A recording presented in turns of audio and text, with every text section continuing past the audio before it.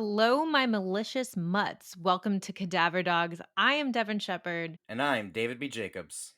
and Rob is probably throwing up in a trash can right now. Yeah, something like that.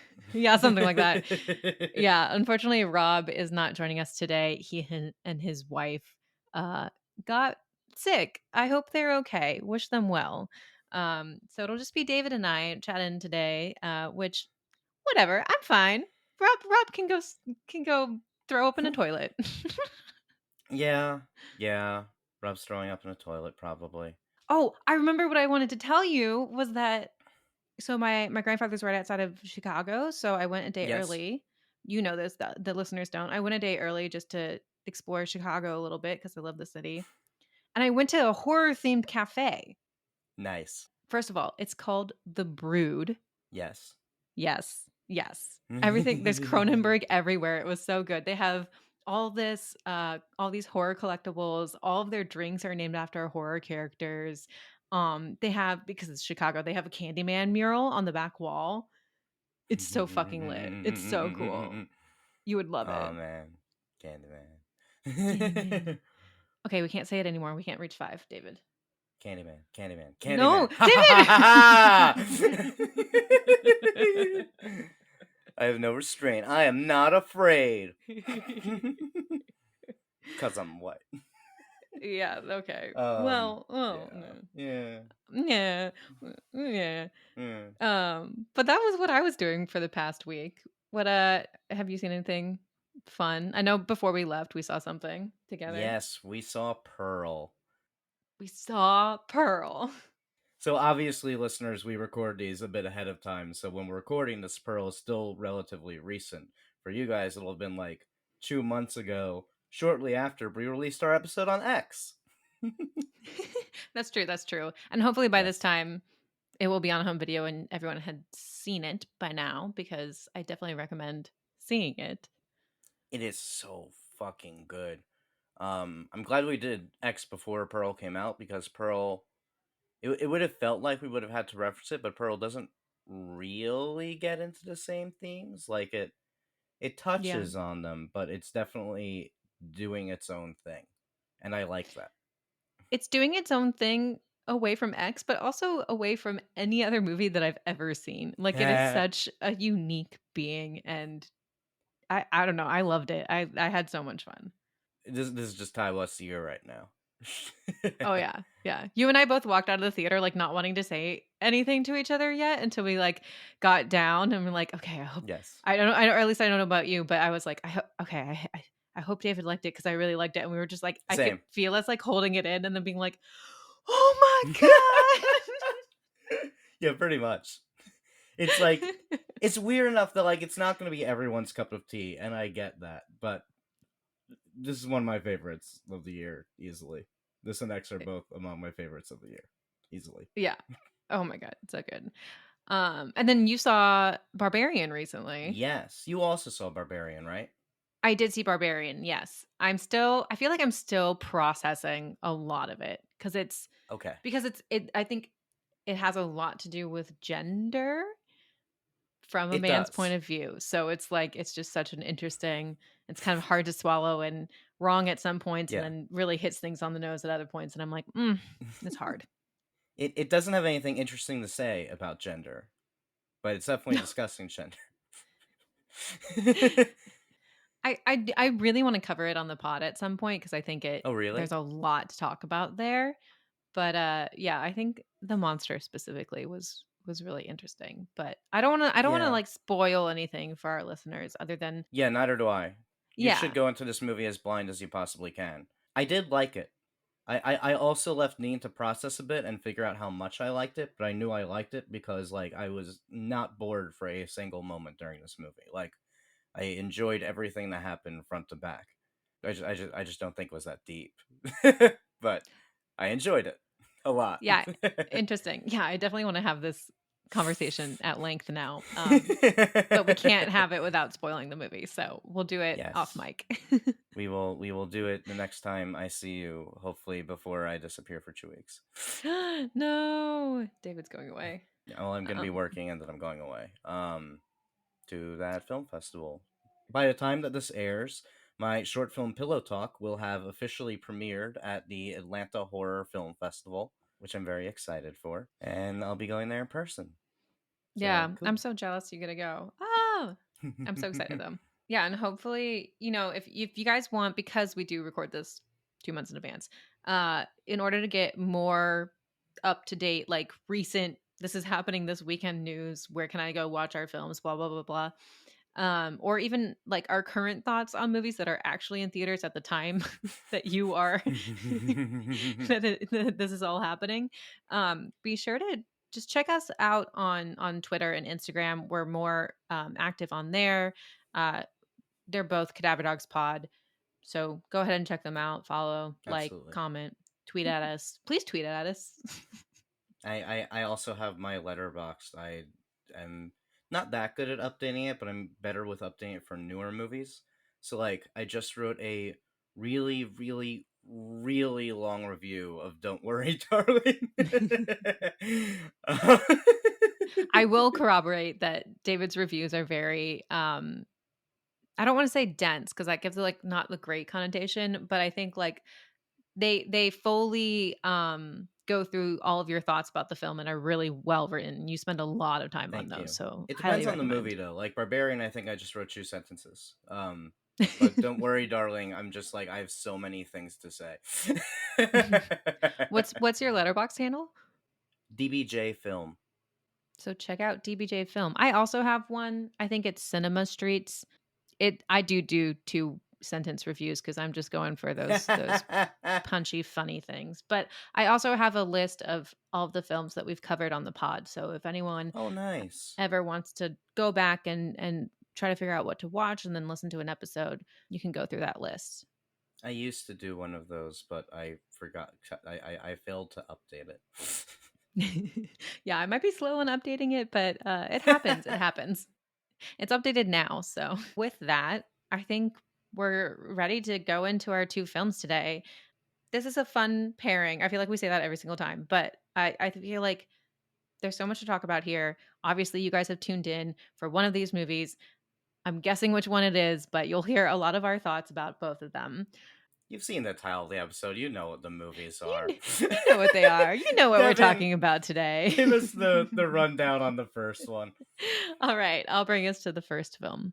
On the outskirts of the city of New Orleans lies vast swamplands scattered with old plantations. In one home, seemingly lost to time, lives a couple, Violet and Ben.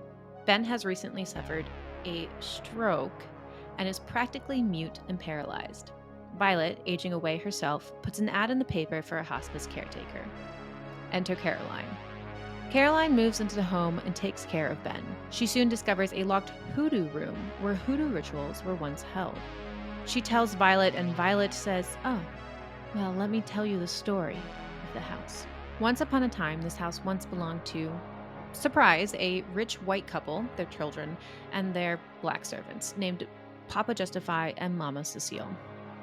This is the South. This is a plantation. Like, it's New Orleans. One night during a party, the parents find their children in the hoodoo room with the servants. The white folks then very gruesomely murder Justify and Cecile. Haunted by this story, Caroline begins to notice strange things about the house that cause her to become skeptical of Violet. Could Violet be using hoodoo to paralyze Ben? The more Caroline questions her situation, the more she believes this to be true. Eventually, she seeks to use hoodoo against Violet and use it in order to rescue Ben from the house. That was just Violet's plan all along. You see, Violet is in fact Mama Cecile. She's been using her powers to transfer her soul into others in order to elongate her life. More so, body switching. In the end, Caroline becomes her latest victim, and Mama Cecile and Papa Justify prevail. This is The Skeleton Key, directed by Ian Softly, written by Erin Kruger, starring Kate Hudson, Peter Sarsgaard, Joy Bryan, Gina Rollins, John Hurt. Great cast. Yeah, really good cast. Gina Rollins is And Gina Rollins. yes. I mean, I'm really bad at recognizing accents. Apparently, everyone makes fun of her accent in this movie, and I'm just like, oh, okay, That's probably correct. I'm bad at accents. So I never notice when someone has a bad accent unless I'm used to their real accent. So there are only 3 on-screen deaths in this movie. There's the old man in the beginning, and then the blink and you'll miss it lynching flashback. Can we talk about that? Given how overall tame the film is, what do you think it does that the only real instance of violence is so brutal and rooted in reality? It's it's so brutal, in fact, that the director even said he had to cut back some of the brutality due to MPAA, so it was going to be more brutal, like, Oh, really? yeah, I agree. It was so out of place, like so violent, so just horrifying to watch, which I think was the intent, to play directly on the so-called white guilt of audience members. Is just like it's cultural re-traumatization in my eyes. Just I'm kind of what you just said makes sense that he had to ban it back. So I'm kind of of two minds. That of the one mind, it it does feel like unnecessarily brutal and like, what is the point of this? Why are we just suddenly throwing this lynching scene into this movie?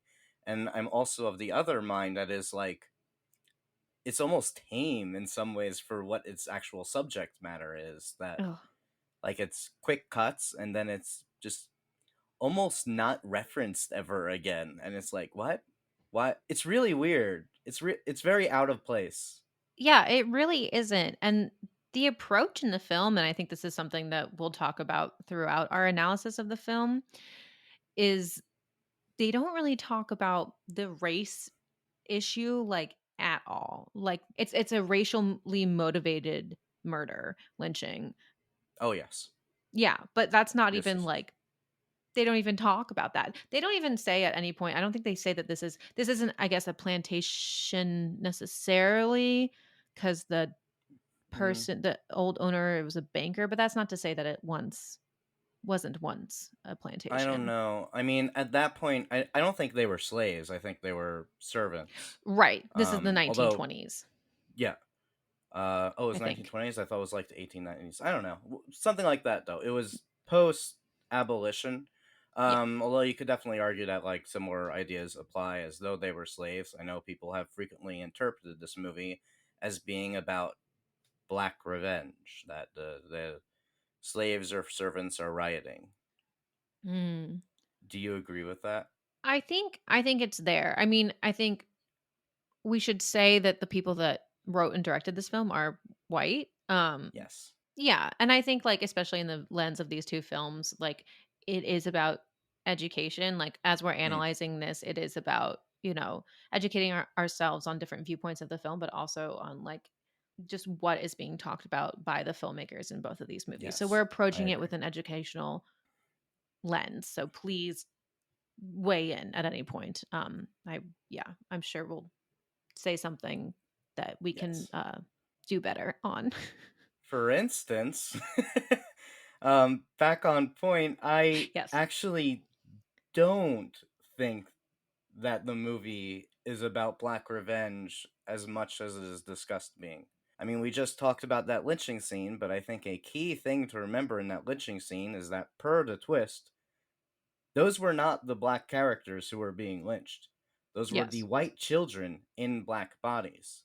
And importantly, Papa Justify and Mama Cecile did this original sin of swapping themselves with the white children before the lynching crime.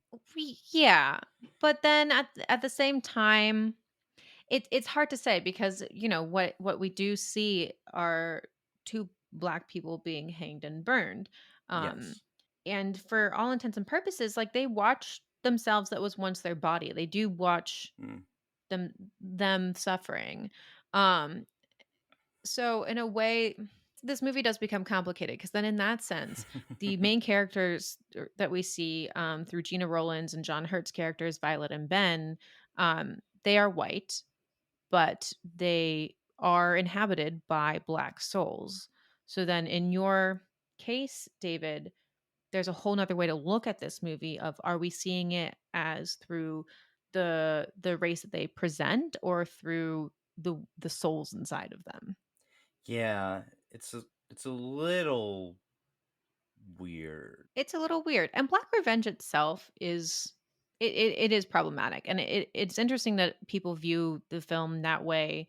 And I think is one of the reasons why this film is controversial because it it does vilify the black characters. Yeah, and honestly, given that they started these crimes before the thing that they're allegedly getting revenge for, like, I honestly don't think that the movie portrays them sympathetically at all. I really do see them as just strictly villainous. Yeah. Their motivation is immortality. They're not Candyman. They're just evil. And that is the problem, right? Is that like they totally are evil and we don't we don't really they at one point the director or writer try to like give sense to their yeah, to what they do. Tell me. I think when they're describing the family and how they like, oh, this is what it was. It was how the banker, the owner of the house, treated the servants. They do describe that a little bit in that Mm, he did abuse them. mm. Um, so in that way, we get a little more background. But again, if they're showing this violent lynching scene, they don't show any of those moments of abuse from the owner of the house. Yeah, I feel like the movie brushes up against the ideas and it has the opportunity to talk about racial inequality or or about the reconstruction era when the slaves were freed and they were given the right to vote only to have that right taken away and were then given such few financial paths forward that that's why you wound up with so many black servants post slavery. But by making it not a revenge, by making it that they swapped before and that it's the white children who are lynched, it feels to me at least like they are specifically avoiding discussing that. I see what you're saying. So to you, taking away the race aspect of it, to you, this isn't a revenge period film. Like Yeah, this isn't it's not a they're not revenge getting film. revenge. Yeah. Yeah. And then the history of slaves at that time, especially in this area, should be prevalent and I think is in audiences' minds. But you're right, because the film doesn't touch on it themselves. Yeah, it's not necessarily strictly commenting on race or revenge here. Although it's really close to it. Something interesting I came upon. I mean, their names are Justify and Cecile. So Justify, okay, that's self-explanatory. His name is Justify. Needs to justify his actions, seek justice, blah blah blah.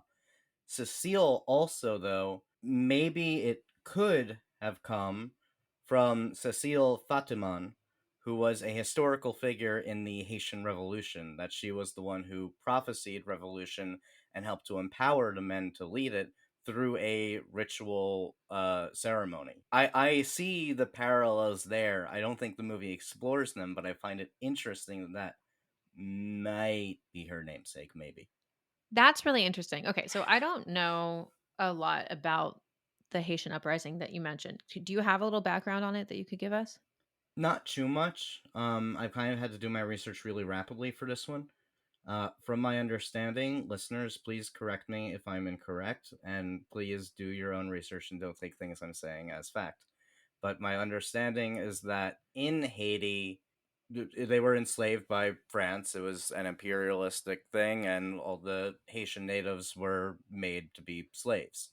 And then there was an uprising, and it's basically considered like one of the maybe the only really successful slave uprising in history, that they overthrew Mm, their masters and got their own independence, at least at the time, and got to run their own country. And then it's also relevant that most of the black slaves in New Orleans and Louisiana were specifically imported from Haiti, right. and Louisiana was plagued by all these fears in throughout the 1800s that they would be inspired by the Haitian Revolution and do the same thing there. That I think like that's really what is interesting and I think reflects a lot of like why I use this topic as a horror movie and I want to save that conversation more so towards our comparison stage, because I think one major thing that we're going to be talking about today is othering, as we do in every single episode, Yeah. and as horror does, but othering specifically of another race. And I think this is why we chose these movies to compare together. So I think that'll be a really good one for that. But I think you're really that's really key. But I mean, you brought it up. I think something else that is heavily a huge theme in the Skeleton Key is obviously hoodoo, or therefore voodoo, which also comes from Haiti. It comes from Haiti. It's practiced in many parts. My understanding that hoodoo is, some argue it's not a domination of voodoo and it came up completely separate in, fuck, I forget where now. I think in Western Africa. Yes, thank you. Yes. That hoodoo came up in Western Africa. Others say that it's kind of a denomination of voodoo, or that it was inspired by voodoo, or that it's the melting pot of voodoo in New Orleans specifically. But there is a connection between hoodoo and voodoo. Yeah, yeah. And I think the biggest distinction is that voodoo is more so a practicing religion, that there is a belief system in place, whereas hoodoo is more of it's more of what people would say is magic. That hoodoo is more of a practice of this magic that does is reflecting a bit in voodoo, but it has no ties, or it is not rooted in a deity or a extended belief system, more say. So yes, it is more of like these traditions and these spells, so called rituals. And as you're probably aware, famously in films, voodoo and hoodoo are villainized and kind of perverted into something that is really just completely inaccurate to what they actually are. Yeah, because it is seen as, stemming from not only elsewhere outside of the United States, even though it was very much popularized in the United States in New Orleans, which is so odd to me that, it is villainized, even though it's part of our history. Um, but because it stems mostly from the enslaved people that came over from Haiti and West Africa. Yes. And because, again, the white people were afraid of another slave revolt, and because they believed that voodoo was part of that slave revolt, a lot of this villainization stems from that. Like, you can find specific sources that were either exaggerating or straight up lying and just spreading myths and rumors throughout the 1800s about voodoo, saying that, like, oh, there's cannibals, or they're Mm. involved in all these crazy orgies. Like, these are things that people actually said, which are just nonsense and not real. Voodoo dolls are not really a thing. Um, In the sense that we Zombies, have learned about them in a yeah. way. Yeah. Zombies in the original tradition are completely different than zombies we know today. Although, I mean, that one's a little bit more complicated. George Romero's movie doesn't even use the word zombie. I don't know why we wound up calling them zombies. It Oh, the great history of zombies. Yeah. makes no sense. In the Haitian tradition, they've actually been translated as a metaphor for slavery. A lot of people interpret the Haitian zombie as a metaphor for slavery. That it's a body that the soul has left and is being enslaved through a magical ritual. Oh, weird. I think that might play well into a theory that I have for our next film. Nice, nice, nice. I think something else with voodoo specifically too is that it can be seen as anti-Christian, even though it has roots in Christianity, It actually. does. Yeah. A lot of voodoo practitioners consider themselves Catholic. Not all of them, but a lot of them. Yeah, it's seen as a branch, but to and I'm generalizing here, but to specifically white Christians, it is seen as anti-Christian, and this is something that we talk about a lot when we talk about our '80s films, which is like every Mm. episode. That it's threatening to the so-called idealistic white American way of life. which includes Christian values. Um, in fact, in the film, just going back to the film fast. Oh, sorry. Did you have something to say on that? Oh, okay. No, that was a Uh, mistake. in the film, they describe, and this is hoodoo in the film. They don't talk about voodoo, but they do describe hoodoo as American folk magic and say God doesn't have much to do with it. So I think that there is a I'm gonna generalize there and say that's more of a direct hit into the racial difference between everything. I would straight up argue that the movie plays into the fear mongering of voodoo and Yeah. hoodoo. They're literally using it to make their black villain scary. I I noticed this something this time watching it, and I'm curious your thoughts here. So when we are first introduced to the house, um, when Caroline first enters, the first thing she sees is a giant, I think, Mary statue that's in the house, and throughout the house there are a few other Christian Christian symbols. I was wondering what you thought the purpose was of those. I did not pick up on this, but I would like to know what you thought of them. I'm having trouble because this is, the house is very much run by, I'm going to say Mama Cecile in Violet's body. Um and it is curious, like the film seems all over the place because I agree with you of what you're saying that, it's vilifying this religion, but at the same time it's kind of like giving sense to it. I think they do a good job about talking about, what hoodoo necessarily is and showing what it means to the people, specifically outside of New Orleans and the swamp areas. And maybe by Hmm. using the Christian statues in the house, it shows that, like, no, actually this is a it could be a branch, or they could be Catholic. I mean, could those also just be left over from Old Man Thorpe, the banker? Could they be over 100 years old? They did not look over 100 years old, which is the question. Or it could be part of keeping up their presence. I literally didn't pick up on this, so I'm just theorizing blind. Yeah, Um, yeah, I'm just yeah, curious cuz and she's so particular about the house too that, like, would she not just get rid of those? They get rid of all the mirrors. I'm sure people would find that odd and doesn't necessarily keep up with their appearance as much. maybe. It's just something to ponder, and I'm curious. I mean, if anyone else has theories out there, again, reach out to us and let us know. They do have other black people in the movie as well, all side characters, but it is interesting to see how those ones interact with these traditions. I mean, I guess that you could say that like some of the people at the Creole gas station or whatever, like they're not necessarily playing into a villainous idea of voodoo, but or hoodoo, but they're still like playing up the stereotypes of hoodoo. Oh, 1000%. I think they have jump scares with that blind woman.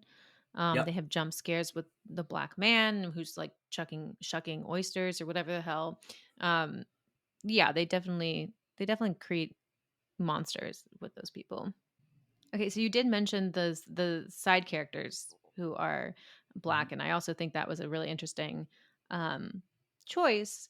Specifically, Jill, who says that Mm-hmm. she doesn't believe in the hoodoo, and she kind of just lets Caroline go off and figure it out herself, which I found really interesting. And then Violet also says the black ones never stay, referring to the nurses that come.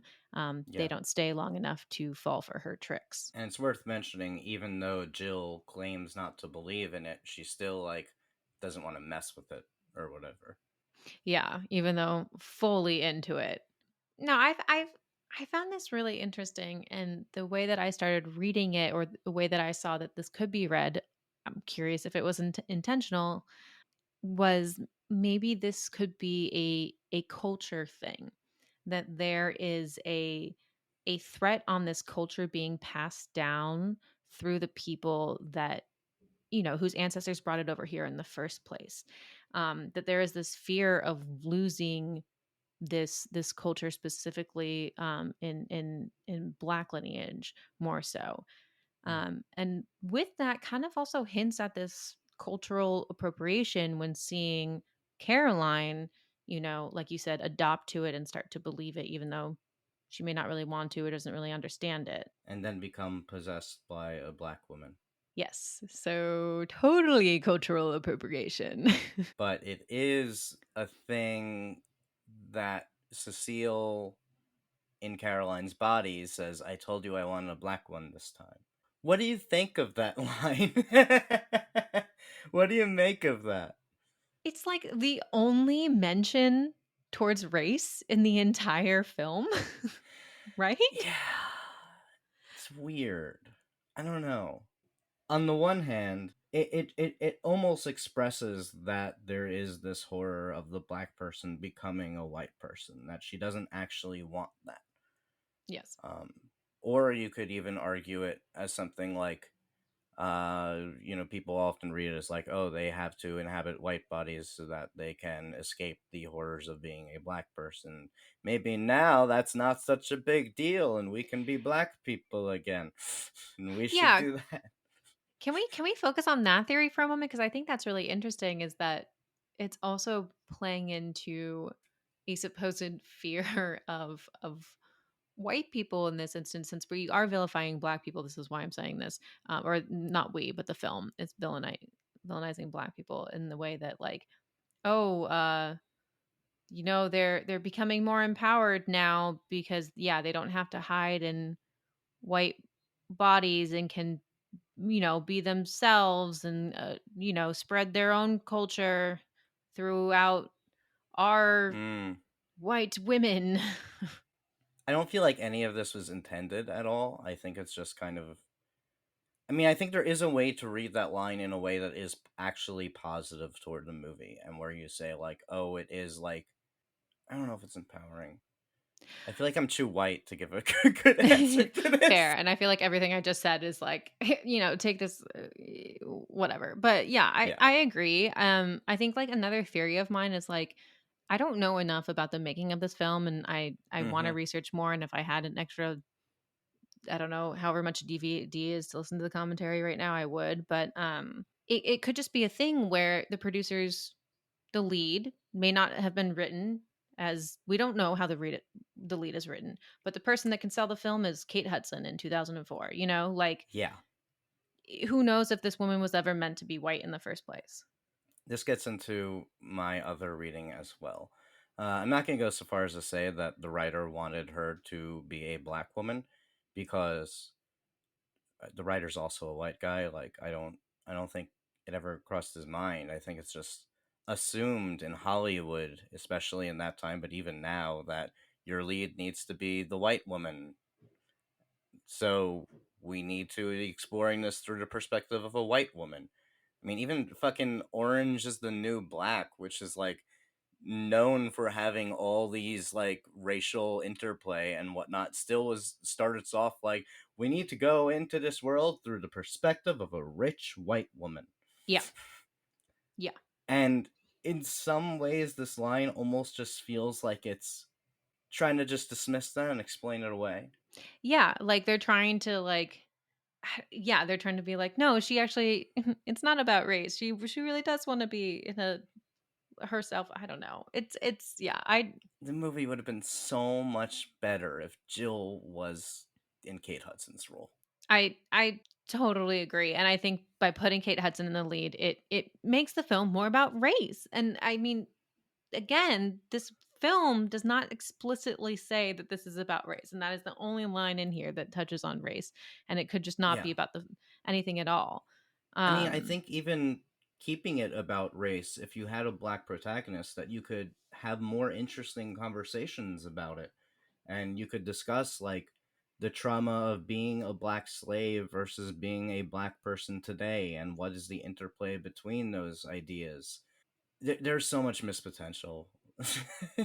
I know. There really really is. I'd love for a black writer to write a sequel to this movie, where Kate Hudson is old now and is trying to possess a younger black protagonist. I think that Yeah. would have real potential if they were to do that. I would love that. And I will say, like, originally when wanting to pair this film and looking specifically more at like the voodoo and hoodoo culture and how we have talked about Yeah, it through America. Um, I knew that that this film was made by white people, and I was like, okay, but we need a black perspective on this. yeah. And trying to find a horror film that involves voodoo from a black perspective, very hard, very very hard. I Some think there's a reason for that. yeah, and we very much need a black perspective voodoo film because one that doesn't vilify black people or this religion or hoodoo in general. Again, I think there's a reason that there is no horror movie about voodoo that is written by a black person. I think there's I think There- that's not a coincidence. fair, fair, fair, fair. Of course, if we're wrong, I'd love to be proven wrong because I want to Yes, watch that please prove movie. us wrong. Okay, there was one more thing that I wanted to talk about that this was my first time realizing it on this watch. So even though we agree this film isn't necessarily talking about race, during the credits, the song they chose to play over the credits is Elvis's song about civil rights and equality. Yeah, that's funny. I did not piece that together. Right? So I'm like, you don't comment on race at all in this film, at least not in a cohesive way where you're actually making a comment about anything. And yet your like big wrap up song is about race Can equality. you explain to the audience why it being Elvis is also funny? Oh, yes. So Elvis, he's the king of rock and roll, and he was very much inspired by black culture in general. Specifically in Memphis, Tennessee.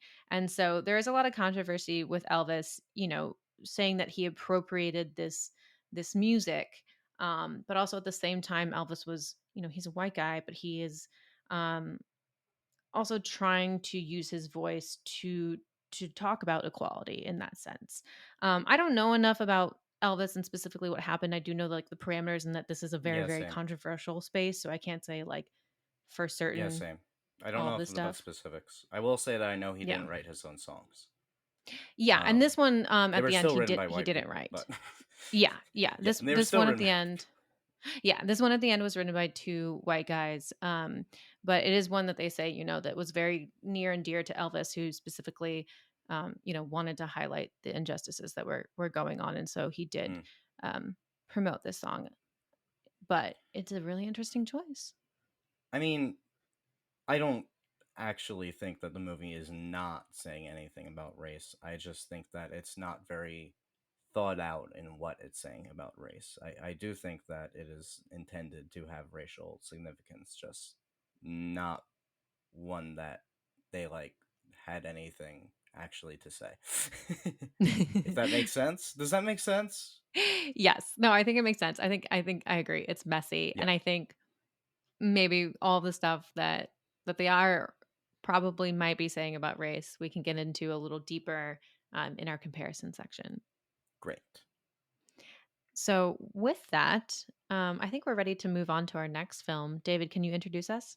All relationships have a few hurdles they must overcome. The first date, the first time you do things that would offend Jason Voorhees, and the first time you meet the parents. After 4, actually 5 months of dating, Chris and Rose have reached that point. It's normal for Chris to be nervous, but there's one extra thing bothering him. Rose's parents don't know he's black. Rose never thought to bring it up, deeming it irrelevant, and insisting her parents are definitely not racist. Well, maybe Chris had reason to be nervous, as the entire first night is filled with subtle oddities. Rose's father, Dean, keeps calling him my man. Her brother, Jeremy, is really determined to fight him, playfully. Her mother, Missy, wants to hypnotize him to cure him of his cigarette habit. Oh, and also they have black servants, Georgina and Walter, who are dressed like they're in a 60s period film and keep on creepy smiling at Chris. Realizing these microaggressions, Rose vehemently apologizes, but Chris dismisses it. He's used to this kind of stuff, and it's not like they're trying to kidnap him and body swap him with a Caucasian blind art dealer, thus sentencing Chris to a life in prison as a passenger in his own body, right? Oh, wait. So it turns out Rose is totally evil and has spent the entirety of her relationship with Chris lying to his face as she preps him to become the vessel for some old white person. This is something the Armitages are quite good at, having perfected the Caligula process. Caligula? Coagula? I think it's coagula. Coagula process. And they regularly auction off the bodies of black people to be possessed as a means of achieving immortality for their white patrons. Georgina and Walter, those creepy servants, those are actually Rose's grandparents. By the time Chris catches on, it's too late. He's been auctioned, and now he has no means to take the warning of another body swap victim and get out. But don't worry too much, it has a happy ending. See, after being brutally traumatized, Chris fights his way out of the Armitage house. He takes out each family member one by one, and even frees Walter the Gardener from his imprisonment. Temporary freedom, which Walter uses to shoot Rose in the stomach and then himself. If it wasn't clear when I said it has a happy ending, I was being a little bit ironic. As Chris is left surrounded by bodies, debating whether or not to finish off his psychotic ex, he hears a siren. A police vehicle is before him, having caught a black man escaping a house of dead white people. Luckily, this is Chris's friend Rod of the TS motherfucking A. The two drive off, leaving the Armitages and their horrific cult behind them. This is Get Out. Written and directed by Jordan Peele, starring Daniel Kaluuya, Allison Williams, Bradley Whitford, Catherine Keener, and Betty Gabriel. And it won the Oscar for Best Original Screenplay. Fuck yeah! What? What? But this is a horror movie, David. Well, they didn't say that at the time. They were like, "Oh, it's not a horror movie. It's a psychological thriller." You just only for a horror movie to win, they just need to completely rebrand it. And they were like, it's about race. Don't worry about the sci-fi stuff that you guys obviously don't like. But it's psychological thriller. Actually, that does bring me to my first question, because so many thoughts on that specifically. But do you think this film, it's clearly, this is a movie about race, unlike our last one that is a little more subtle, but this one is straight up. Do you think this film was made with a white audience in mind or a black audience in mind as the priority audience? Great question. So obviously, with that whole Oscar race thing, it winds up going for the white audience by rebranding itself and all that. And obviously, we are two white people who I assume both love this movie a lot. I mean, I love this movie. I I don't think it was made specifically for white audiences, or if it was, then it was trying to appeal to white audiences in a different way than it was trying to appeal to black audiences, and definitely the white audience was secondary, I think. Yeah. I more or less agree with that. I think seeing this movie in theaters was an experience, particularly because I saw it in a very diverse part of Brooklyn. So I saw both reactions to this movie. Oh. One being the mostly the black audience laughing the entire time, and the white Oh, audience really? cringing. Uh and I, like, I'm not kidding, there was a stark difference in their reactions to this film. Um it was fascinating. And so I think in that sense, like, I do agree with you. I think this is made primarily for a black audience, but it does have a white message, or a message for Yeah. the white audience. Um in that, and it is a relearning experience. Apparently, Bradley Whitford, when he had the voting for Obama a third time line, Bradley Whitford didn't realize it was a joke and thought it was completely sincere.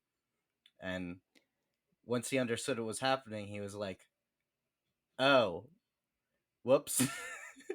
Yeah. No, and I find it really funny because if we look from the perspective, and this is the point too, if we look from the perspective of the Armitage family, and like you said in your synopsis, Rose says they're not racist because I think they honestly believe that they're not, and that everything they're saying is actually, supporting black people. And they're like, no, no, no, you're better. You're better for some things. Like, we support you. You're totally fine. But it's just like the way of you bringing that up in the first place makes it ignorant. Yeah, I mean, you can say that you're not racist and be racist.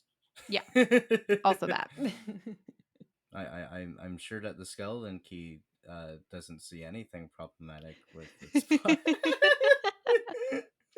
Definitely uh, not. it's I mean I mentioned the my man thing, and they call that out specifically. They make you aware that white people saying my man specifically to black people and not to everyone else is like, you are clearly making a differentiation there. You are Yes. clearly like assimilating culture and whatnot. And then later in the movie, while he's not one of the Armitages, Jim Hudson, the art dealer, when he's prepping Chris for the replacement and explaining it, he says like, "Oh, no, no, no, this isn't a race thing. I'm not. I don't care about your race at all. I'm not racist. I just want your eyes, man." Yeah. Man. Yeah. There's definitely a level of appropriation, I guess, in that sense, but also like not. Like they say, black is in and some people just want to be cool. But then some things that they do, like the shaking of the hand, like Chris going I in to love that. dap Logan/Dre's hand, and Logan/Dre just shakes it, and it's like, okay. There's a difference. I love that. I mean, that's also great because like these old white people possessing the younger black bodies that they can be more hip or better at sports, which is something that they play into that stereotype a lot. Yeah. Whereas that he can have better eyes, but like that moment also, and moments like that specifically point out that it doesn't really make sense. Like he is still a white person even if he is in a black body. He is not going to suddenly be cooler. Yeah. Yeah, exactly. And it, in a way, it does it fetishes yeah. It fetishes no, what's the right word? Fetishizes? Fetishizes. It Wow, I thought I knew how to say fetishizes that, but that is weird to say. it fetishizes black people, more so for their body, and separates them from their mind. Well, there were two great articles that we read. I'm going to shout out both of them. One is on Fangoria, for the series The Swallowing, entitled Body Snatchers and Spell, Get Out, and Hairwolf, written by Leah Anderson. And then another one that was on Medium, called Invasion of the Body Snatchers, written by Danny Bethia. And both of these point out this specific portrayal in Get Out, which is the fetishizing of the black body and the separation of the black mind that inhabits it. Whereas the white people don't treat black people as people. Specifically, this Hudson character, which I find really interesting, and I think, one of the authors pointed it out in their articles, that yeah, he thinks that by possessing Chris's body, he will suddenly get, his eyes, which will then come with Chris's ability to his artistry. Chris is a photographer, and he thinks he has a really good eye, but that eye isn't physical. It's emotional, it's soulful, it's Yeah, it's not the body, it's not the physical eye, it's Chris himself. and on that body and mind thing, there's also this moment when with Jeremy at the dinner table. Jeremy's the brother, when he's talking about jujitsu, and he's basically saying like, "Oh, you have a really great body, so you'd be really strong." And but I know jujitsu, and that's a chess game. It's all about the mind. And it's like, okay, so basically you're saying black people are stronger, but white people are smarter. Is basically what he's saying. Yeah, and the father, I think actually the father or the grandfather says this when they're talking about it. They're like, "Oh, with your physical abilities and our determination, we can create, like the greatest thing ever." Horrible. Also, just a quick, doesn't really connect, but I just want to throw out this quick aside. Rose is the one who entrapped both Georgina and Walter. We don't know I don't think we never learned their actual names. She had sex with those bodies that she put her grandparents into. She did. She She keeps she the pictures. Why does everything that we watch turn into incest? It doesn't really matter. I just want to mention that is a thing that happens in this movie. Oh my god, wait. I know we'll talk about comparisons later, but also there is incest in the Skeleton Key, right? Oh yes, there is. There is incest in the Skeleton Key, Because Justify and Cecile are partners, but they then inhabit a brother and sister. and live in there for like 60 years. Yeah, they definitely had sex in those bodies. Come on. Yeah, yeah, yeah. Yeah. Cool. Rob's not even here, and we got to incest. Awesome. I Thanks, mean, David. look at the movies we're discussing. Like they just bring it up. It's just right there. Low hanging fruit, literally. Oh. Oh, one thing I was gonna say that I really love that I just that on this watch, I think I understood just watching it after having read these articles about Mm, the body and mind separation. Chris wins in the end. Oh, it's so good. It's so good. Chris wins in the end by using his mind. He actually outsmarts them at first. And that is so needed to show that like he is more than his body and he actually is yeah, smarter than these people. yeah, exactly. Which is why at the end when he's strangling Rose and then she begins to smile, it's such a good moment cuz she sees in him that he is, playing into exactly the fears and beliefs of her family. That he is like winning through his at that point brutality, and that's why she begins to smile that creepy ass fucking smile. Mmm. And then that's why he lets Mmm. go, because he realizes that he's better than everything that they thought that he was. That makes sense. I was actually wondering about that. I like that you how you explained that. I like that. Ah, brilliant. Can we actually talk about Chris's character for a minute? Yeah. I've seen this movie a lot of times now, like 4 or 5 times. So this watch, I was kind of really queuing into Chris specifically, and why does it have to be this specific protagonist? And the backstory they give, which it doesn't immediately seem to connect, is about how his mother was killed in a hit and run when he was a child. She didn't die instantly, but he was right inside watching TV, and he did nothing. He just sat there. I think that like obviously this is like his trauma that he's carried with him most of life.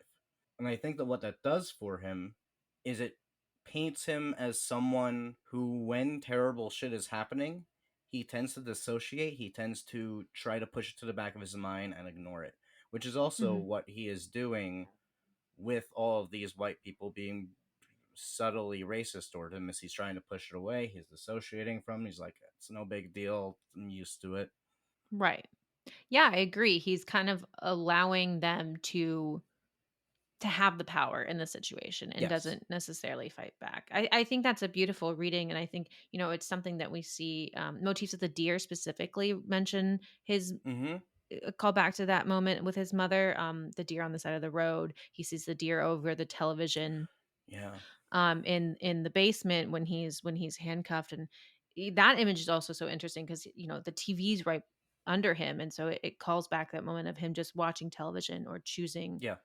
to go after the deer. Yeah, I There's several hit and run moments which I think can relate back to that. So through that, with the deer in the beginning, you wind up seeing deer as a metaphor for race. And then the dad raving about how deer are terrible and we need to exterminate them and they're a riddance on the world. Like that's just him revealing his racism.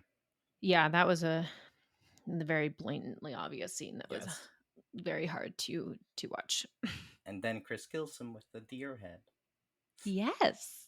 Yes, he does. I love that.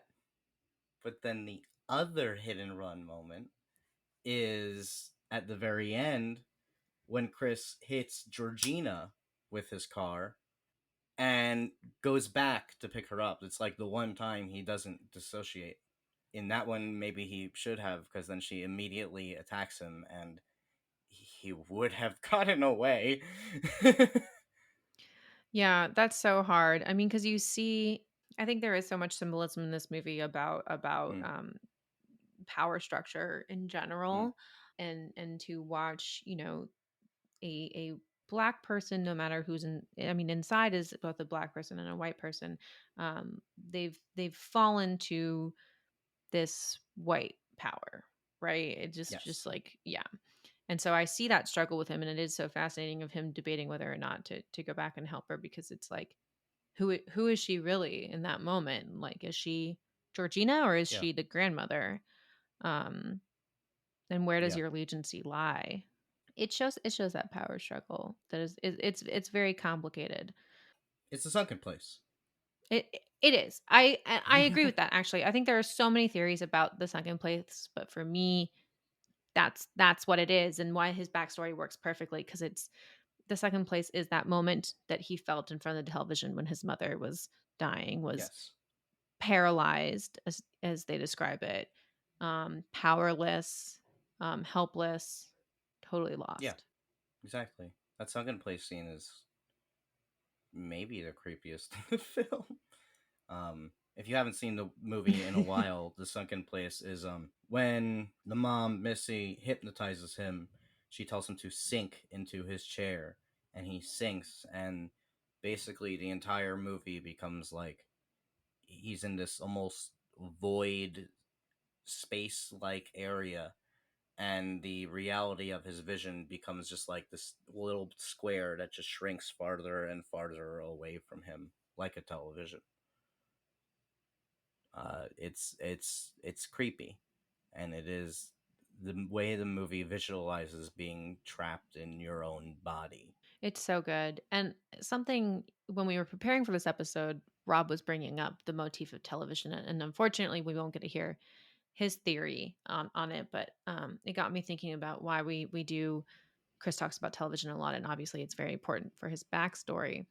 And I guess in a sense, like, for me, it could also be a way of showing how he is getting washed up in this white culture. And as you were talking about, being kind of like a passenger, as they eventually describe it. Stephen Root's character, the gallery owner, says your existence will be as a passenger, and that's kind of how I see Chris before he even gets to this house. So he's getting washed up in this, and during this time, we're talking a lot about black representation in film, and how there isn't enough of it now, but how there was starting to be, not even starting to become more, but how there needed to be more at the time. And I see that as television being kind of a representation of that in a small way, if that makes sense.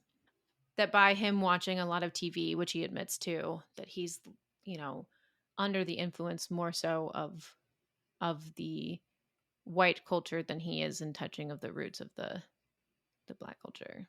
Yeah, I definitely would agree with that. I mean, obviously, Jordan Peele comes from TV himself. I mean, his most recent movie, which I didn't care for, but I think that you guys disagree with me. Nope is can be read as a metaphor for television and movies, and it talks more about television. There's a whole subplot about television. Like, this is clearly something that Jordan Peele is interested in, is how we relate with media. In that sense, what you said basically, that television represents white culture and how it influences Chris and how it dominates him, maybe? I don't know. We're both struggling with words a little bit, but you kind of said it better than I did. But yeah, essentially that there needs to be more black representation in media. That's the bottom line of that one. Maybe. Maybe. I mean, I think it's more than that. Like, television is also just the fantasy, and it is the fantasy. It is the perfect world where everyone is equal, and where your mother hasn't been hit by a car. you can get absorbed in that and get away from the real world. And I do think this movie is talking a lot about disassociation. Right. Because in order for hypnotism to work, you have to be in a suggestive state. You have to already have that want or quality. And so with this backstory, it does show that Chris is more suggestive to that, possibly because of what you're saying, by using the television in his past as a way to escape. Yeah, the television is a hypnotic force in itself. It is. Also, Catherine Keener was in Being John Malkovich, which has a similar premise. Oh, you're right. Anyway, you already heard that. You know that.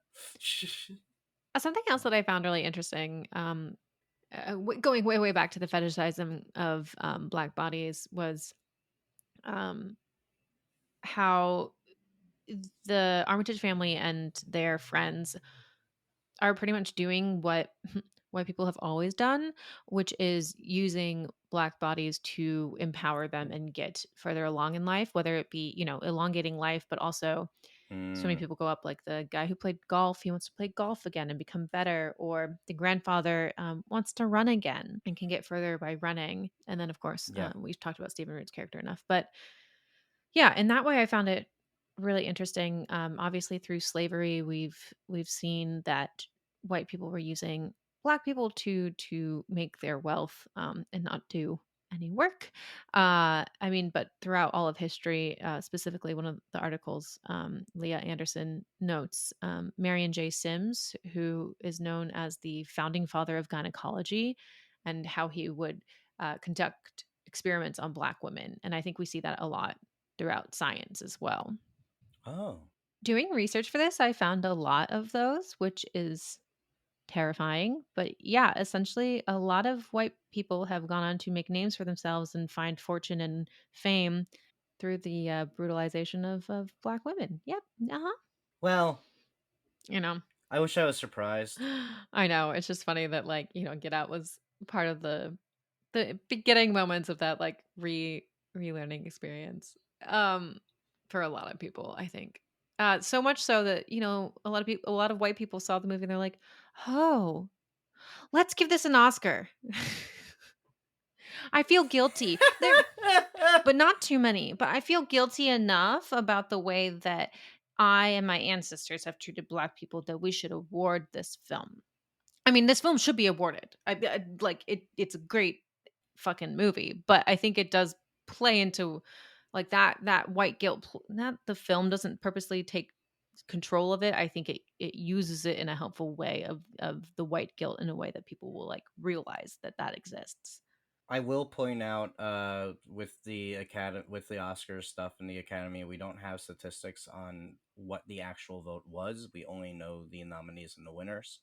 Um, Get Out was after, I think it was right after the 2 years of the hashtag Oscars so white stuff, and the Academy actually had responded to that and expanded its voter base specifically the year that Get Out Mm.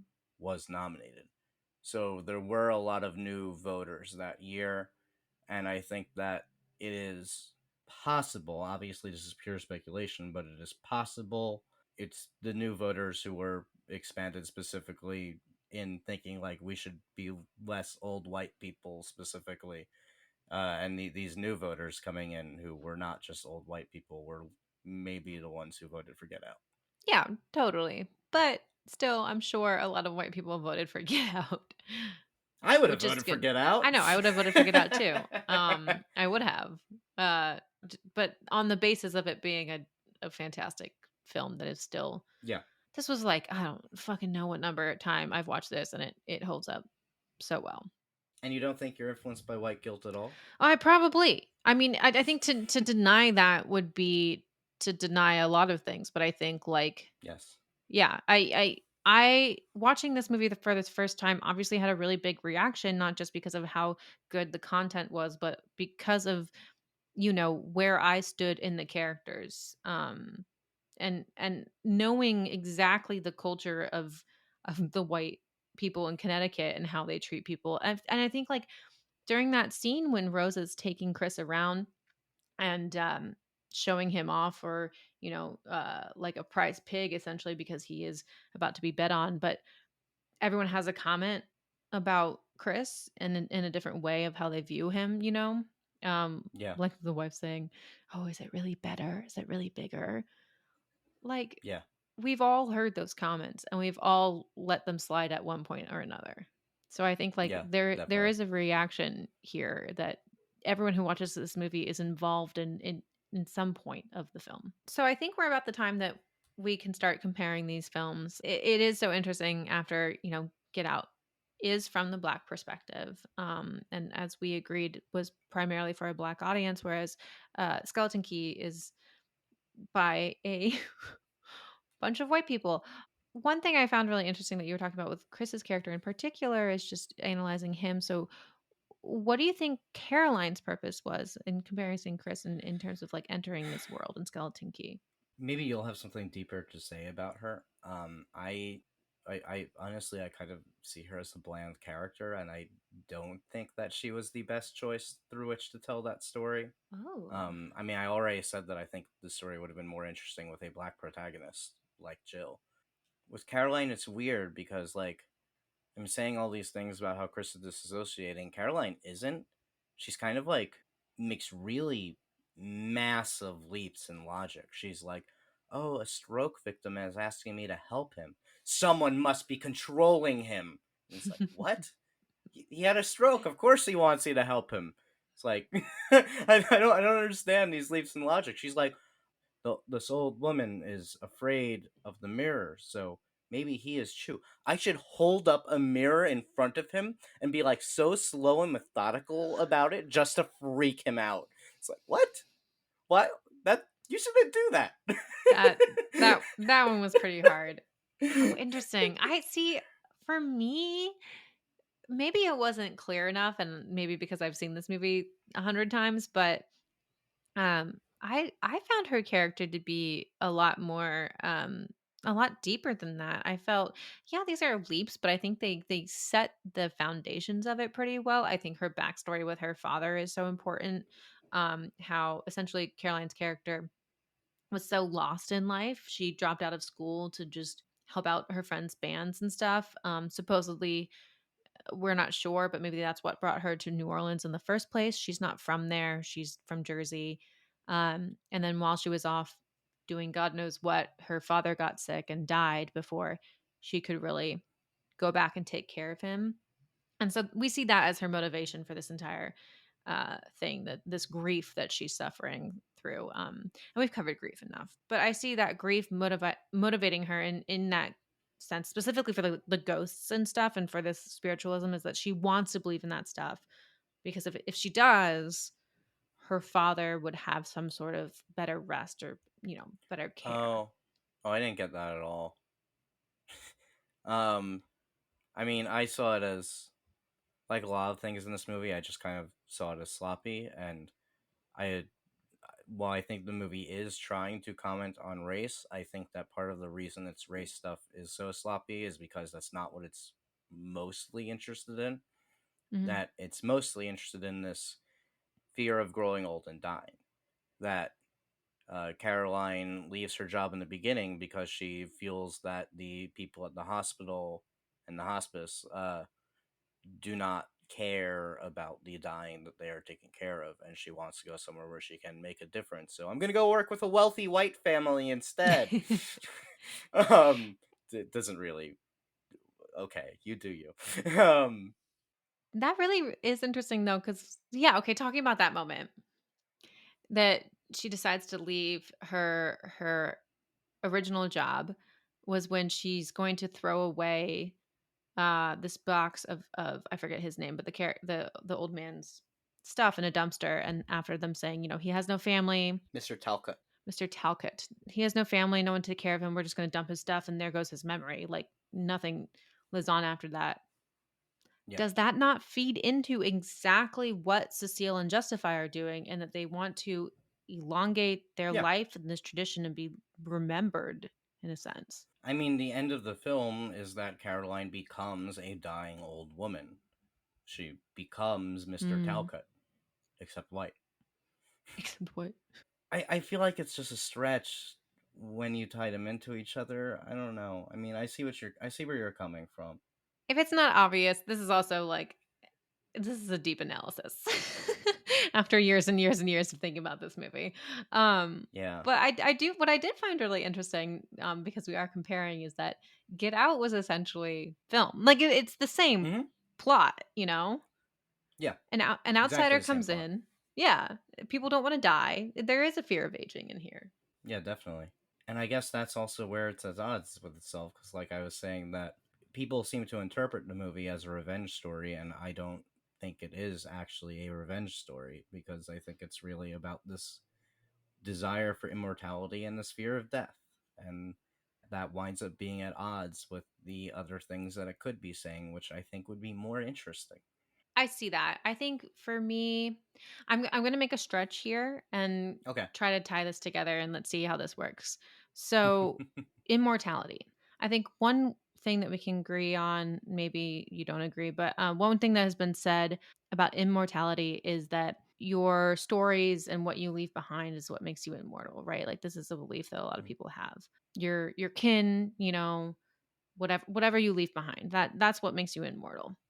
Sometimes, and a lot of the time, this is through tradition. Tradition is passed on, specifically in families, like we see in Get Out. You know, the grandparents passed it on to the parents who passed it on to their kids. It's a tradition to put black people into a second place and take over their bodies. It's the tradition of this family, but in one way that is immortal. And so I think with that tradition comes a lot of culture, which lies in more race. I think like that to me is more of the stretch here. I mean, I'll give you the tradition. I think definitely both of these movies are discussing that heavily. And they both definitely tie into this passing down and from generation to generation. One is talking about more how white families pass things down generation to generation. The other is talking more about how black families pass things down generation to generation.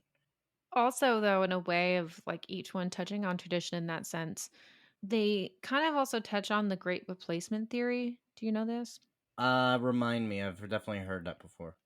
So the great replacement theory is essentially the a fear of white people is that non-whites or non-white immigrants are coming in to replace them in society, replace their political Oh, okay. power, do the uprising like you were talking about in Haiti, with the enslaved people, Hmm. and basically the quote erasure of the culture of white people. Hmm. So I kind of see that in a sense of like if we're talking about tradition, there is like and possibly an erasure thereof or an advancement thereof. And Get Out, I feel more of like an advancement, and Skeleton Key more of an erasure, Hmm. and fitting into like the fear of othering.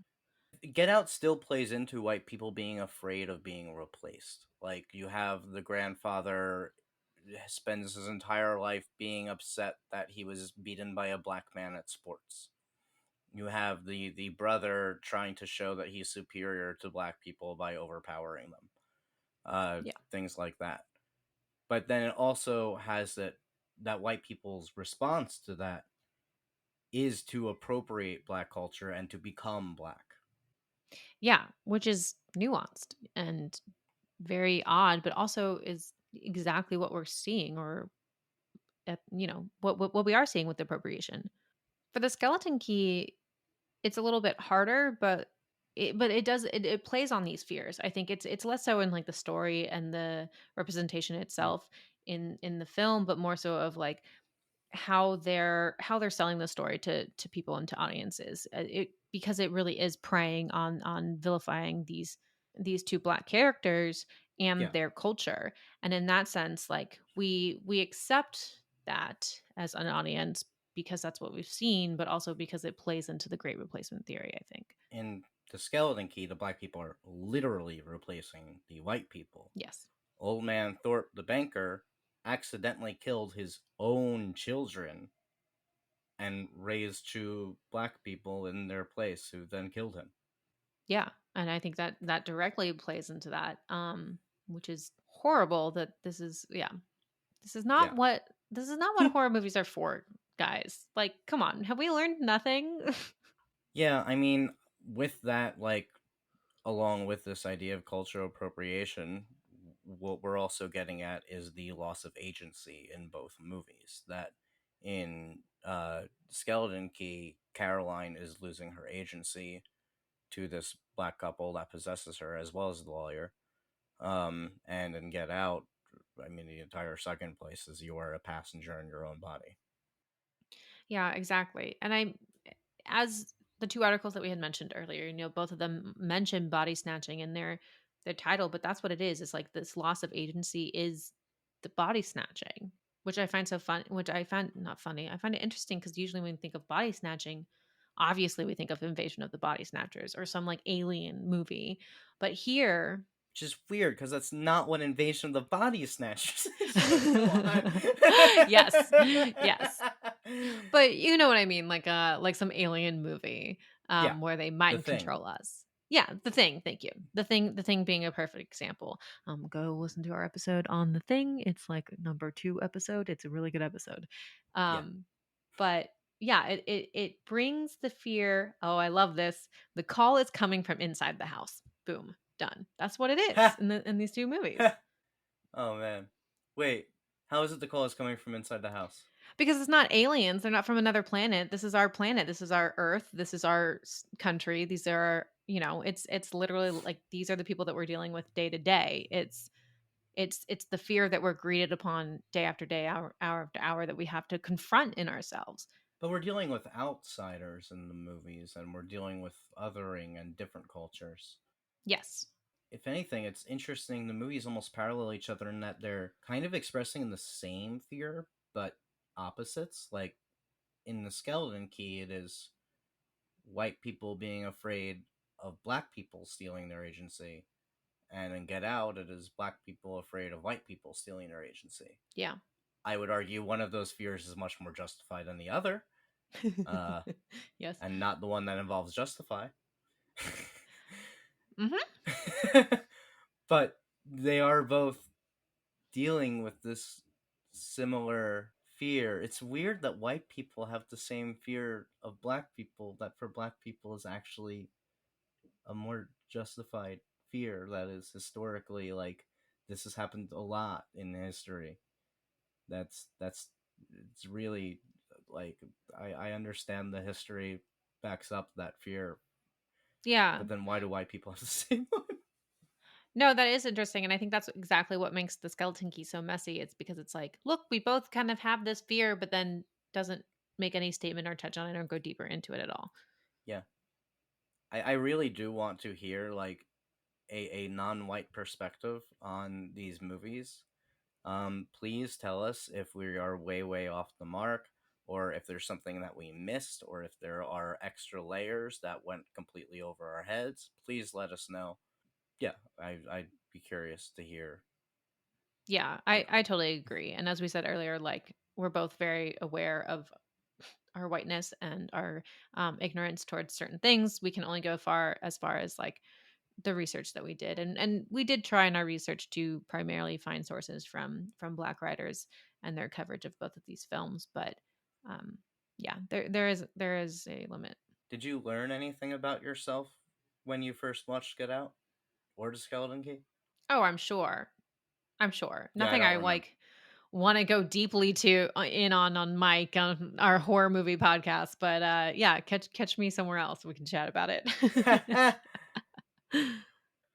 Well, I think it's time for Rob's favorite part of the show, which is the bone review section, where we rate each movie on a scale of 0 to 4 bones. Starting us off with The Skeleton Key is Devin Shepard. Look, I'm aware there are problems with this movie. Okay, I'm aware, but this movie meant so much to me when I was younger. After going through it and looking at this film with this lens, specifically in the race lens, I was like, okay, why the hell did this movie mean so much to you? I'm gonna chalk it up to the fact that like I loved Kate Hudson's character. I know you had problems with her, David, but like I thought she was a really complex, cool character that showed, she was caring, but not in a way where she was weak. And that was a female character that I hadn't seen so many times on film. And then by the point where we get to Kate Hudson, Caroline running out of the house, and Gina Rowlands, Violet going after her with a shotgun, like just this older woman and this younger woman having a shoot off. It was so fucking epic and definitely not like anything I've seen before. So I know guys made this movie and it fucking sucks, but I still see this movie as like some strong female characters. And so it meant a lot to me. I also have an obsession with voodoo and hoodoo and New Orleans in general and the whole history of the city and um, music and the jazz. And I know this is like sounds so bad, but like it's all of my favorite things. So I think it started a little bit with this film, and it really shows so much of that life in New Orleans, particularly. Um, it's scary. I didn't see the twist coming at first. I think the performances are pretty good. They did John Hurt bad, though. He really should have done more with that movie. Because of the nostalgia, I'm going to give it 3.5 bones. Okay, David, you can tear it apart now. Let me know your thoughts. Let's start with the good things, because there are a few really good things that I do genuinely like about this movie. The first is Gina Rowlands' performance. The second is Kate Hudson's hair. She has really good hair. And the third is the twist is I don't think I saw coming the first time I watched the movie either. And watching it again, you can pick up on all the foreshadowing. There's a lot of cool stuff in there. Like there's when the lawyer Luke is getting to know Kate Hudson better, and Gina Rowlands walks up. It's like, well, you kids are getting to know each other. I see. And when you watch it again, you're just like, oh, she's super jealous because this is her fucking husband, obviously. And things like him talking about how like, oh, in our day we used to curtsy. There's a lot of like subtle things that when you know who these characters are, you pick up on them, and they're cool. It's not enough to like make the movie fun to rewatch, in my opinion. I feel like a lot of it really drags. Just Caroline is just bland and makes really massive leaps in logic that on a rewatch, like on the first, there's nothing more to it than the mystery, and once you know the mystery, it's kind of dull, and then there's all the problematic stuff. It is a good twist, and I wish there was more to it than that. And I still think that like it's just good enough that I am mournful for how much better it could have been with a black protagonist. If Jill was cast in the Kate Hudson role instead of being the most stereotypical black best friend trope that you could imagine, who has absolutely no effect on the plot whatsoever. The one other moment that I want to call out, though, the one moment when it works that it's Kate Hudson instead of a black woman, is a complete throwaway line that is entirely out of place and complete nonsense. Where Kate Hudson says, "I quit college to help with a friend's band. I was always on the road." And I'm just like, that doesn't fit your backstory at all. Oh, that's because this is an Almost Famous Easter egg. I love Almost Famous. Cool. But yeah, I'm chew bones because I like the twist. Now we get to hear from Rob from the other realm of the bathroom. Hey, what's up, guys? I guarantee you I am not recording this from the bathroom, although my bowels feel like they're about to explode. So, first up, we have the skeleton key. And I'm sorry, Devin, I just really don't see much merit in this one. It's a little bit boring.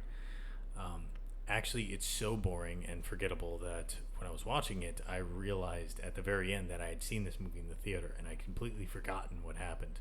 Now, the twist is kind of interesting, and I definitely agree they could have done a whole lot more with the race relations aspect, although I can vehemently disagree with David that it would be more interesting with a black protagonist. I actually think that would take away from the most interesting angle they could have used this movie, which is like kind of going with the great replacement theory, which I'm so glad you mentioned, Devin, because that is, I think, the correct way to view a movie like this. And I definitely agree that it would be a lot more interesting if they'd kind of gone further down that path. Instead, it kind of feels like they just like played with the issue without diving in. And if there's anything I dislike the most about any kind of media or art, it's when artists are afraid to go all the way, when they only go halfway. And if you see my review track record, you probably will realize that I like movies that tend to take an idea and run with it the furthest, which we might see later today. I also really don't love the performances in this, especially John Hurt, who's just completely wasted. And even like the action sequences are kind of okay. The ending is kind of like a gut punch, which is cool. So it definitely gets points for that. And I actually think the lynching scene is one of the more interesting parts of the movie, although it felt kind of tame watching it now.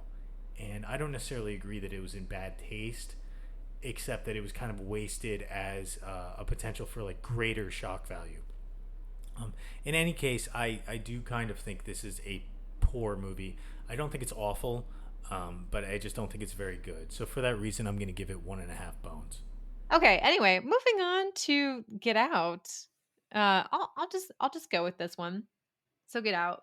It's hard to summarize Get Out because this movie is just it's just solid. I really enjoy this film. I think the script is really cool. There's so many Easter eggs, which makes this film really fun.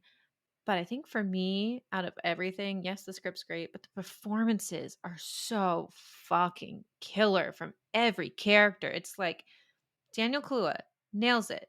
Allison Williams, who never enjoyed watching or thought that she had acting chops before this, and yes, I was a fan of Girls, fucking kills it exactly the way that she needs to be. Great casting choice. Bradley Whitford does well. Catherine Keener is just Catherine Keener. Lakeith Stanfield, fucking A. I love him so much. He does great in this. And then I could keep going. I know David and I have a really big thing about Betty Gabriel, and I'm sure he'll mention it in his review. But yeah, everyone gives a killer performance here. The directing is well done. It is thrilling. It is engaging. I have issues with the third act. I just fall off by that point. I think there are a couple moments that lag for me, especially upon rewatch. It leaves a little bit of holes. Yeah, I don't really have many bad things to say. I just feel like it lags a little bit. So I'm gonna also give this one 3.5 bones. All right, David, what you got? What were the setbacks? The third act, the entire third act. I'm just like Ah! Oh, I love the third act. bored. Really? Wow. Okay. I think the third act is absolutely perfect in every way. Um, I'm so glad they did not go with the original ending of the movie, where it would have actually been the cops who would have arrested him, and then he was going to talk to Rod on at the jail and just be like, "Oh, it's cool, we won, we're fine." I think that would have been a terrible, sad, depressing ending that would just not have been a nice message. I prefer that it is inspiring and encouraging and shows him overcoming these horrible people. I know a lot of people talk about always bring this movie up as like one of those movies where the protagonist is screwed after the fact anyway. Watching it again, I'm just like, but he's not though. Like, there's really clearly evidence of everything. There is literally like a brain surgery that he just left in the middle of the brain surgery. Chris is not a brain surgeon. He doesn't know how to fake that shit. And then you like have all these corroborating witnesses like Dre, who you just go up, snap a photo of him, and say, "Hey, is all this of Chris said true?" And he'll just say, "Yes, please help me, save me. Everything he said is true. I am a prisoner."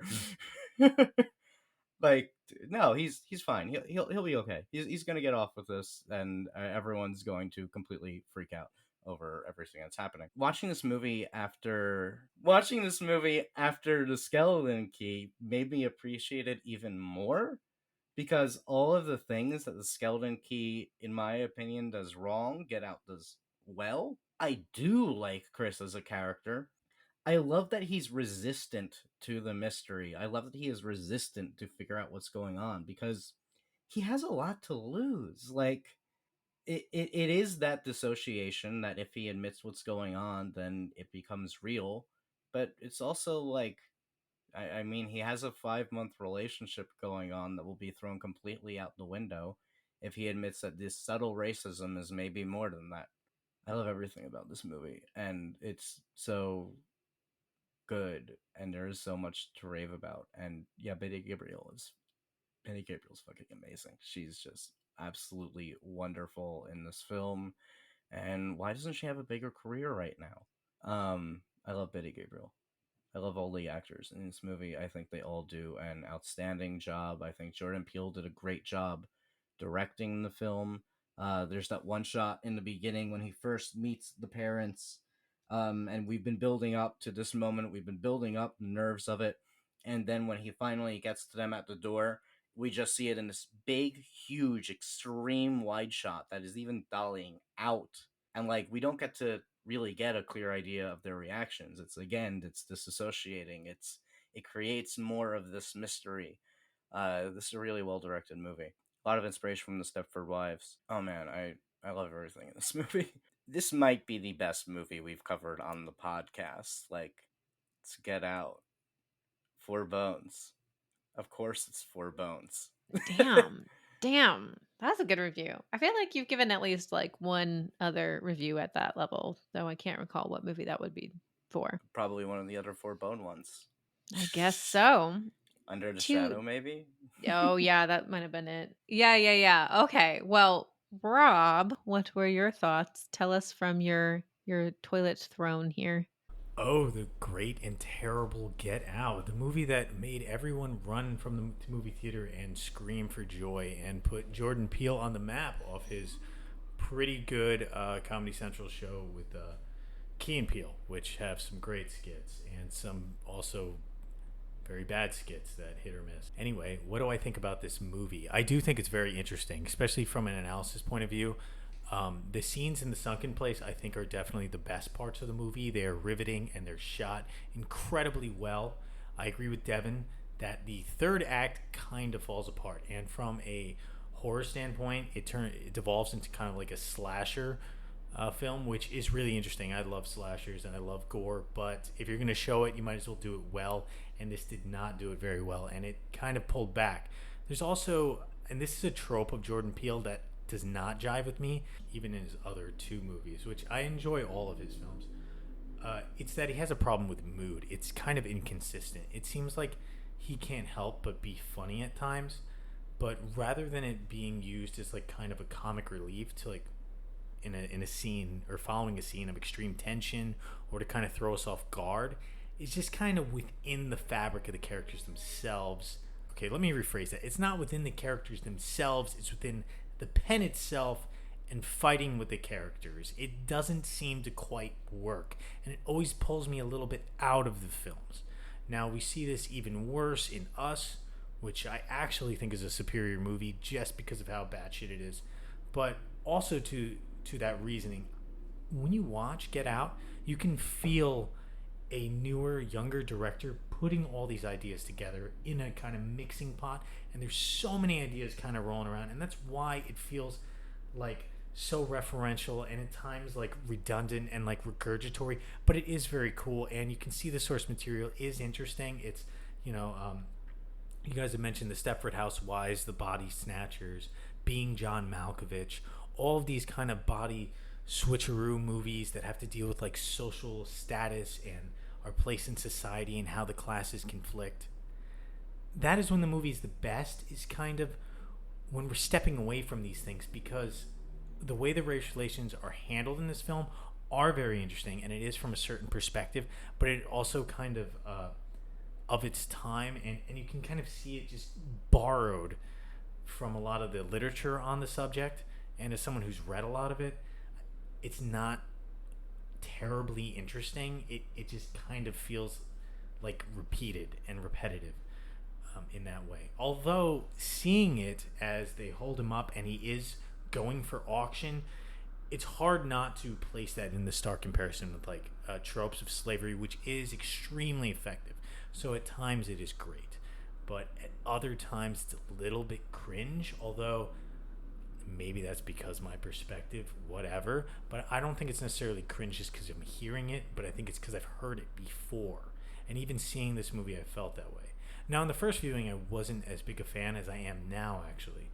This, I think, is my second time watching, and I'm finding myself enjoying it much, much more. Especially the scenes from the sunken place and all the imagery of seeing himself on screen. I kept thinking of him viewing himself as like football athletes and star players, and how people who don't have athletic ability, particularly people who are not black, might view them with like a kind of hero worship and like fetishism. And I think that's really interesting, and that's one of the aspects that I find more subtle. And I think that's one of my other biggest problems with this film is it's not subtle at all. Everything is a sledgehammer, and from an analysis point of view, you end up trying to pick apart the deeper meanings underneath the sledgehammer. So it's like kind of the bits and pieces, and they're all just more of the same, more or less. Anyway, that aside, the performances are very good. It's although the help who are enslaved, they kind of ham it up a little bit. Everyone else is fantastic, and it is really good, and it's a fun horror movie. That's why I see it as having such mainstream appeal. So it is great to watch with other people around. So I'm going to give it 2.5 bones. I think it's really good, and I like it a lot. For me, I don't get really what I want from a horror movie, which is usually a little bit more fear involved. The mood's a little inconsistent, and the ending kind of falls apart for me. So once again, I am definitely not in the bathroom. Well, that about wraps it up for our analysis of The Skeleton Key and Get Out. As we said, really, really want everyone's thoughts here. What did we get wrong? What did we get right? Did you see something else when watching these films? Tweet us at cadaverdogspod or hit us up on Instagram. We read all our DMs. We read all our comments. Same thing at cadaverdogspod. Next month, we have something special for you, so join us back here. Until then, see ya, mutts. By the way, I would have voted for Obama for a third term if I could.